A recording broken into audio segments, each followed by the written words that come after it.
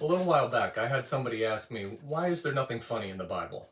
And as someone who loves the Bible, that kind of breaks my heart a little bit because I see the Bible as awesome. And my first instinct was to say, oh gosh, you've never read it if you don't see anything funny. But that might not be true. I'm going to give the benefit of the doubt. A lot of people view the Bible like it's this theological textbook and everything is profound insights and stuff. And it's not necessarily. I want to show you a couple examples of things that I just think are funny stories. And there's, I don't know how much of a lesson you can take, but these are things that to me make the Bible fun to read. I'm going to be in the Gospel of John. We'll start in chapter 6. It opens with the feeding of the 5,000. Now that's a big deal. That's the only miracle that's in all four Gospels. And it's got a lot to it, and there's some funny stuff in it, but I'm not going to focus on that right now because what I want is the next day. Because when this whole miracle is over, Jesus bails on them, and by morning, he's on the other side of the lake. The crowd that was there comes back looking for him. They figure out where he went and track him down.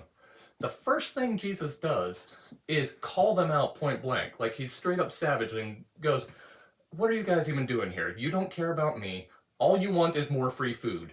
You were impressed with that. And that's what makes their response so comically stupid. In verse 30, they're basically like, how dare you say that? And, can you do some kind of miracle to prove that you have this authority to say that? And it's like, guys, you are here because you were participated in a miracle yesterday and you're asking for a miracle to prove himself. But they take it even a step farther and they're like, what would be a really good miracle is you could give us bread, because the Bible says Moses gave him bread from heaven. So how about some bread? Like Jesus just called these guys out, saying, you saw a miracle and you ate free bread. And they're like, no, prove it. Do a miracle. You should give us bread. It's like, oh, you guys are stupid. And but that's just funny to me. And I'll let it go for a moment. I want to show you another one before I try to do anything with it. Starting in chapter 7.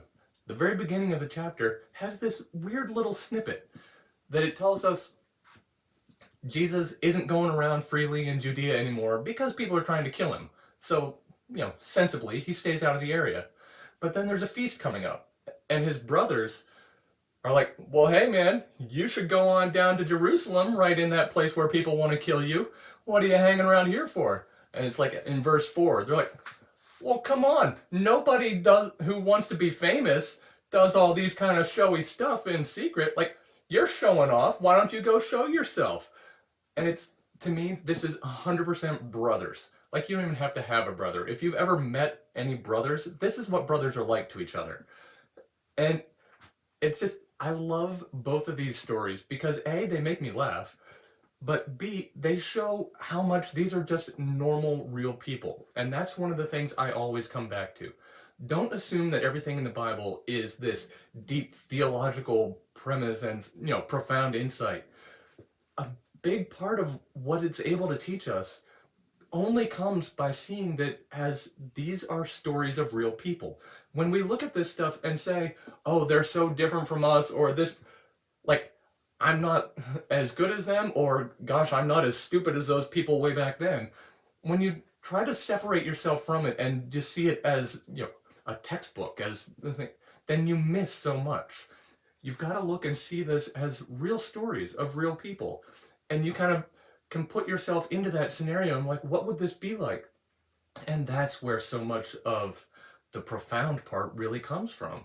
That's when it takes on life and it impacts your life because you can see how this really affects normal people like you and me. I think that totally makes the Bible worth reading.